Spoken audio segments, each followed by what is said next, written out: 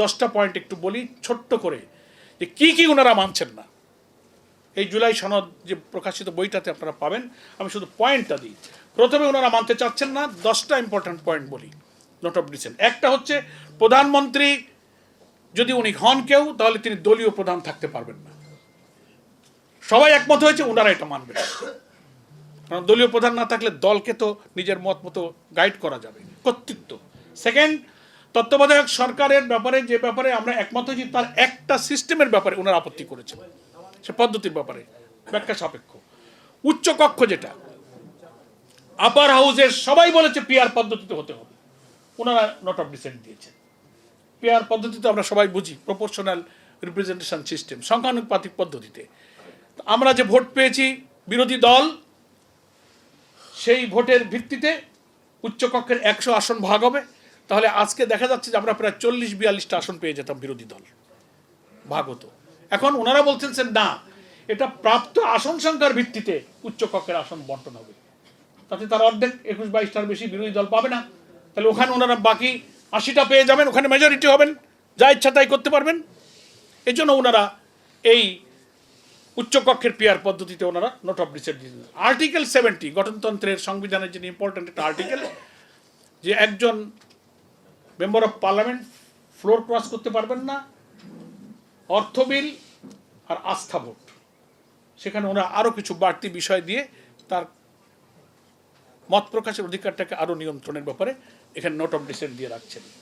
আন্তর্জাতিক চুক্তি বা আইন যদি কোনো সরকার করে, তাহলে এই সংস্কার কমিশনে সিদ্ধান্ত হয়েছে যে সেই চুক্তি এবং আইন কোন দেশের সাথে করা হলো, আমেরিকা, ইউরোপ, ভারত, চীন, রাশিয়া, সেই চুক্তিগুলো আপার হাউস এবং লোয়ার হাউস উভয় কক্ষে সেই চুক্তির বিষয়ে সরকারকে বলতে হবে এবং অনুমোদন হতে হবে। এখানে ওনারা নোট অফ ডিসেন্ট দিয়েছেন। তার অর্থ কিছু গোপন চুক্তি ওনারা বন্ধুদের সাথে করবেন, দেশটাকে কি করে বিদেশের কাছে বিক্রি করে দেওয়া যায়, যা আগে হয়েছে। এই 5টা হচ্ছে গুরুত্বপূর্ণ আইনি বিষয়। আর 5টা হলো গুরুত্বপূর্ণ সাংবিধানিক পদে, 5টি পদে নিয়োগের ব্যাপারে ঐক্যমত্য কমিশন যে সিদ্ধান্ত এবং আমরা একমত সেখানে নোট অফ ডিসেন্ট দিচ্ছেন। দেখেন কি পদ। একটা হচ্ছে চিফ জাস্টিস, দেশের প্রধান বিচারপতি নিয়োগের যে পদ্ধতির ব্যাপারে সব দল যা বলেছে, সেখানে ওনারা একটা ভিন্ন মত পোষণ করেছেন। সুপ্রিম কোর্টের জাস্টিস, সুপ্রিম কোর্টের বিচারক নিয়োগ করতে তার পদ্ধতিতে ওনারা নোট অফ ডিসেন্ট দিয়েছেন। 3, পাবলিক সার্ভিস কমিশন, যেটা সরকারি চাকরি বাকরি ক্যাডার সার্ভিসে যায়, পিএসসি যেটাকে বলে, সেই পিএসসির চেয়ারম্যান নিয়োগের যে পদ্ধতি, সেই কমিশন গঠনের পদ্ধতির ব্যাপারে কমিশনে যা বলেছে আমরা যাতে রাজি হয়েছি, ওনারা তাতে নোট অফ ডিসেন্ট দিয়েছেন। তারপর অডিটর জেনারেল, কন্ট্রোলার জেনারেল, দুর্নীতি দমন কমিশনের চেয়ারম্যান, যেটাকে অ্যান্টি কারাপশন কমিশন বলা হয়। এই 5টা সাংবিধানিক পদ, কনস্টিটিউশনাল পোস্ট, যেটা কর্তৃত্ববাদী শেখ হাসিনা সরকারের সময় ছিল, প্রধানমন্ত্রী যা ইচ্ছা করবেন, রাষ্ট্রপতিকে সেই পরামর্শ দেবেন, উনি প্রজ্ঞাপন জারি করে এই 5টা সাংবিধানিক পদে প্রধান বিচারপতি, সুপ্রিম কোর্টের বিচারক, পিএসসি, অডিটর জেনারেল এবং অ্যান্টি কারাপশন কমিশনের এই চেয়ারম্যান নিয়োগ হতো, প্রধানমন্ত্রীর ইচ্ছায় হতো। এখানে সব ঐক্যমত্য কমিশন হচ্ছে না, এটা হতে পারবে না। এখানে সরকারি দল, বিরোধী দলের প্রতিনিধি থাকবে, জুডিশিয়ারি এবং অন্যান্য কর্মকর্তা মিলে ত্রিপক্ষীয় একটা অ্যাপয়েন্টিং অথরিটি হবে, তারা এখানে বেছে বেছে সার্চ কমিটি করে নিয়োগ দেবে। ওনারা এখানে নোট অফ ডিসেন্ট দিয়েছেন। তার অর্থ হলো, কর্তৃত্ববাদী শাসক যখন অত্যাচারী হয়, দুর্নীতিবাজ হয়, দলীয়করণ করে, যে রাষ্ট্রীয় কাঠামোটা থাকলে ওনারা সেটি এখন রাখতে চাচ্ছেন। ফাঁকিটা দেখছেন আপনি। আমি আরেকটা জবাব চেয়েছি, মাননীয় স্বরাষ্ট্রমন্ত্রী, আইনমন্ত্রী যারা এটার পক্ষে বলেন, জবাব দেন। আপনারা তো হা ভোটে ভোট দিয়েছেন, 12 তারিখের ভোটে টেলিভিশনে দেখেছি প্রধানমন্ত্রী ভোট কেন্দ্রে যাচ্ছেন, আইনমন্ত্রী যাচ্ছেন, সবাই তো ভোট দিয়েছেন। উনি আবু সাইদ মুগ্ধর কবর জিয়ারত করতে গিয়ে বললেন হ্যাঁ জনগণকে হা ভোটে ভোট দিতে বলেন। তাহলে আমরা ধরে নিচ্ছি স্বাভাবিকভাবেই যে ওনারা সবাই হা ভোটে ভোট দিয়েছেন। তাহলে হা ভোটে ভোট দেওয়ার অর্থ কি? এই গেজেটের মধ্যে হা ভোটের যে 4টি প্রশ্ন ব্যালটে এখানে আছে, সেই 4টি প্রশ্নে এই 84 সংস্কারের ব্যাপারে বলা আছে, সেখানে নোট অফ ডিসেন্ট নেই। নোট অফ ডিসেন্ট বাদে ব্যালট তৈরি হয়েছে। তাহলে 5 কোটি মানুষ ভোট দিয়েছে যে ব্যালটে, সেখানে নোট অফ ডিসেন্টগুলো বিএনপির কাছে ছিল, কাগজে লেখা আছে, কিন্তু গণভোটের ব্যালটে কোনো নোট অফ ডিসেন্ট ছিল না। পড়েন আপনি। তাহলে নোট অফ ডিসেন্ট ছাড়াই গণভোটের ব্যালটে বাংলাদেশের প্রধানমন্ত্রীও ভোট দিয়েছেন, আইনমন্ত্রী ভোট দিয়েছেন, স্বরাষ্ট্রমন্ত্রী ভোট দিয়েছেন। তাহলে হা ভোটে ভোট দেওয়ার অর্থ হলো আপনি 84টি সংস্কার মেনে নিয়েছেন। হা ভোটে ভোট দেওয়ার অর্থ হলো 47টি সংস্কারকে আপনি মেনে নিয়েছেন। সেটা আপনি জনগণকে বলছেন না। আমি বলেছি যে যদি আপনি তা না ভোটে ভোট দিয়ে থাকেন তাহলে পার্লামেন্টে এসে বলুন যে না, গণভোটে আমি হা ভোটে ভোট দেইনি, আমি নাতে ভোট দিয়েছি, বলুন। তাহলে আমরা এই কথা বলবো না যে আপনি দ্বিচারিতা করেননি, আপনি প্রতারণা করেননি, তা আমরা বলবো না। কিন্তু আপনি ওখানে হাতে ভোট দেবেন, আর এখানে এসে 10টা নোট অফ ডিসেন্টের উপর শক্ত থাকবেন। আপনি 5টা সাংবিধানিক সংস্কার মানবেন না, আপনি এই সমস্ত আইন মানবেন না। জনগণকে আপনি এটা গোপন রেখে বলতেছেন আমি অক্ষরে অক্ষরে মানব। তাহলে ভূত কার ঘাড়ে? ভূত সরকারের ঘাড়ে। ফলে অহেতুক বিরোধী দলের উপর ভূত চাপিয়ে দিয়েছে, এই কথাটা বলাটা অনুচিত হচ্ছে। সারা দেশে বিএনপি পার্লামেন্টে যত ভোট পেয়েছে টোটাল করলে প্রায় 3 কোটির মতো ভোট হবে ওনাদের টোটাল। আর গণভোটে কত ভোট হয়েছে? 5 কোটি। তাহলে 5 কোটির আর 3 কোটি, 3 কোটির কাছে কি 5 কোটি পরাজিত হবে? আপনি যদি বলেন যে না আমরা জনগণ ম্যান্ডেট পেয়েছি, আমরা জনগণ রিপ্রেজেন্ট করেছি, ঠিক আছে, যদি ধরেই নিই, যদিও এটা জনগণের সভরেন পাওয়ার না, পার্লামেন্টকে সবাই সভরেন বলে না, সমস্ত আইন বিশ্লেষক, আদালত সবাই বলছে জনগণ হচ্ছে sovereign, will of the people is sovereign, জনগণের অভিপ্রায় হচ্ছে সবচেয়ে সর্বোচ্চ আইন। তো 5 কোটি জনগণ ভোট দিয়ে আপনার নোট অফ ডিসেন্টকে খারিজ করে দিয়েছে। 5 কোটির কাছে 3 কোটি পরাজিত, আপনার নোট অফ ডিসেন্ট গণভোটে টেকেনি। তাহলে আপনাকে কি করতে হবে?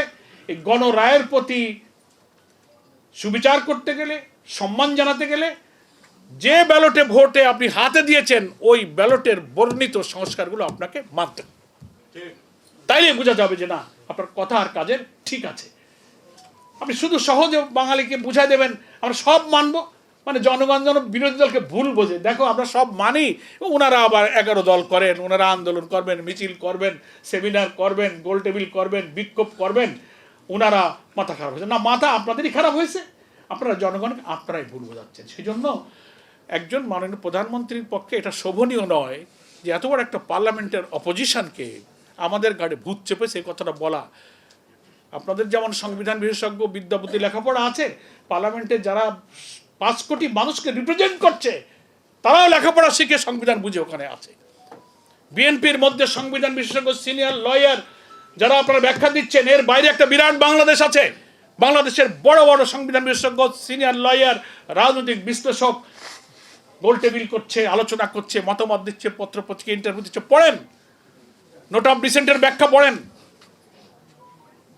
গণভোটের সাবজেক্টে 5 কোটি রায় দিলে তার পজিশন কি হয় সার্বভৌমের ব্যাখ্যা পড়েন।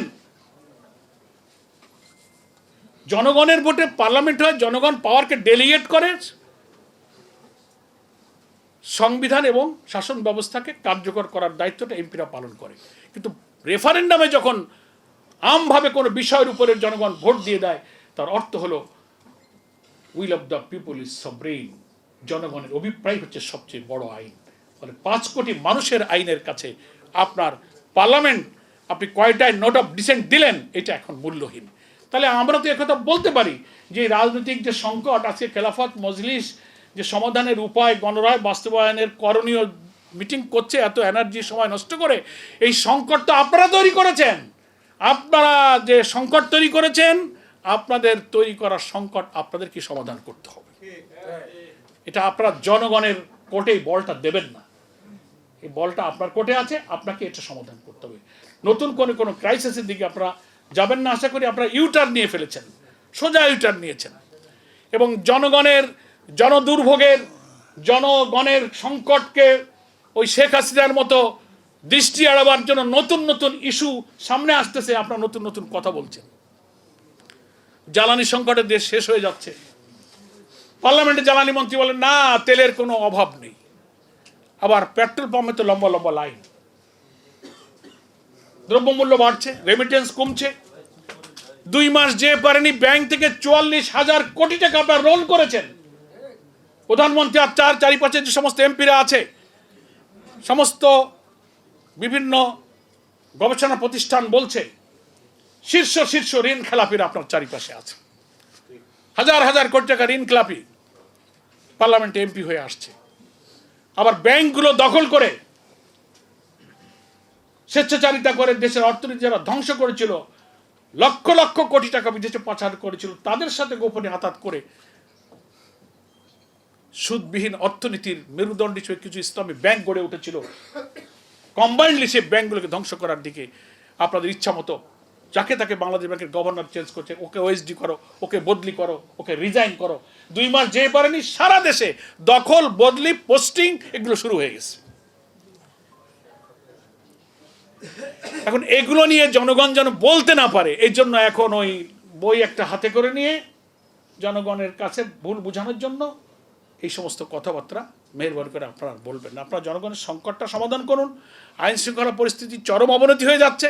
সে আগের মতো আমরা ভেবেছিলাম রাজনীতিতে পরমাৎ সহিষ্ণু হবে, কেউ কারো উপরে হামলা করবে না, আক্রমণ মারামারি হবে না, মানুষ ডেমোক্রেটিক রাইটকে এনজয় করবে, সংবিধানের সভা সমাবেশ মিটিং মিছিল আর্টিকেল 36, 37, 38 যে সমস্ত অধিকারের কথা বলা হয়েছে এনজয় করবে। সেই বাংলাদেশ বোধহয় নতুন ফিরে পাবো। আল্লাহ, এখনই আপনি বিরোধী দলের মিটিংয়ে বাধা দিচ্ছেন, অফিস হামলা করছেন, ভাঙচুর করছেন। গতকালকে চট্টগ্রামে ইসলামী ছাত্র শিবিরের নেতাদের উপরে আপনারা হামলা করেছেন, ভাঙচুর করেছেন। শিবিরের এক নেতার পায়ের রক কাটা বলেন, শিবির কাটে, পত্রিকার ছবি আসছে, তার পায়ের রক আপনারা কেটে দিয়েছেন। তা এখন ব্যর্থতা ঢাকার জন্য সহিংসতা, সন্ত্রাসের দিকে দেশের মানুষকে দয়া করে ঠেলে দেবেন না। বহু কষ্টে অর্জিত জুলাই অভ্যুত্থানের মধ্য দিয়ে একটা পার্লামেন্ট হয়েছে। পার্লামেন্ট হচ্ছে রাজনৈতিক বিতর্কের জায়গা। আসুন আমরা পার্লামেন্টে এটা সমাধান করি। বিরোধী দলীয় নেতারা, এমপিরা, তারা মুলতবি প্রস্তাবের নোটিশ দিয়েছিল এই সংবিধান সংস্কার পরিষদ গঠনের জন্য। আপনি চাইলে এই আলোচনাটা অ্যাকসেপ্ট করে একটা গঠনের দিকে যেতে পারতেন।